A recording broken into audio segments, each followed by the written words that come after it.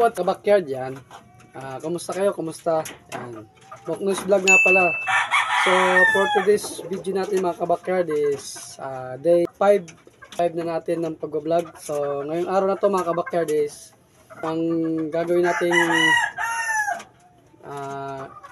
video ngayon is paano ba pabukay ng katawan ng ating alagang manok sa loob ng 10 araw.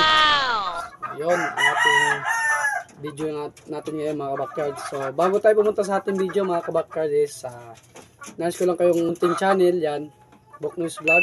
So paki-subscribe na lang po yan, paki-click na lang po notification bell button para updated po kayo sa mga video na aking i-upload. So tara mga kabakyard, punta tayo sa ating video.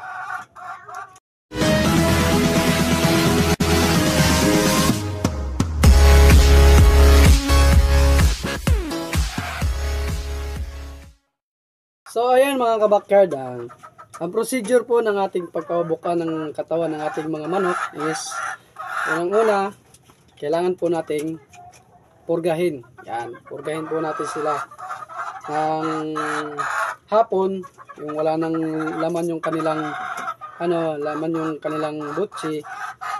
Yun ang ating unang-unang gagawin.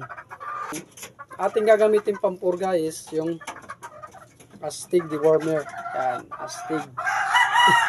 Yan po yung gagamitin pampurga. Depende na po yan sa inyo kung ano po ang gamit nyo sa inyong backyard. So, ang pangalawa po is kailangan po natin silang paliguan. Yan. Paliguan, dilasing.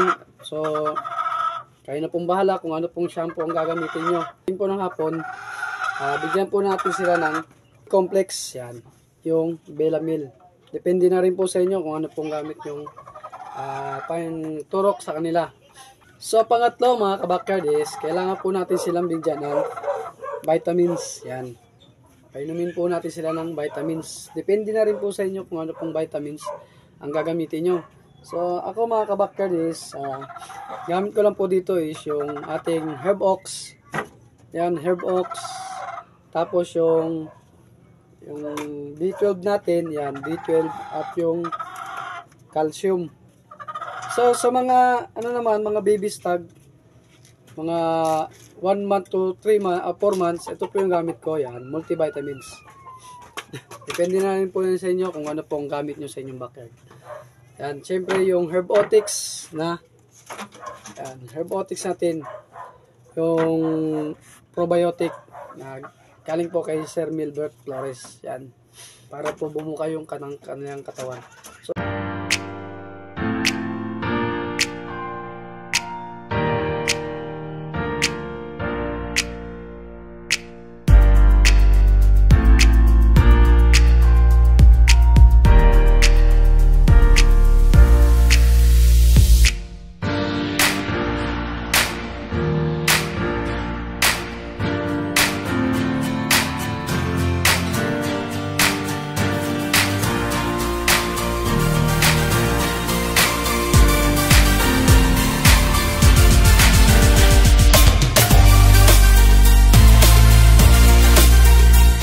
So, ayun na nga po mga kabakyard, yan. Dito po natatapos yung ating video.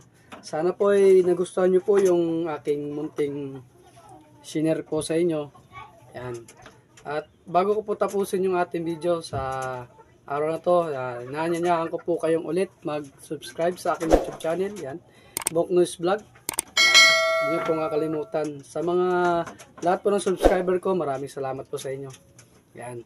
So, i-click na lang din po ang notification bell button para updated po kayo sa mga video na aking i-upload. So, yung mga subscriber ko, maraming salamat po sa inyo. God bless. Magandang araw. Bye-bye.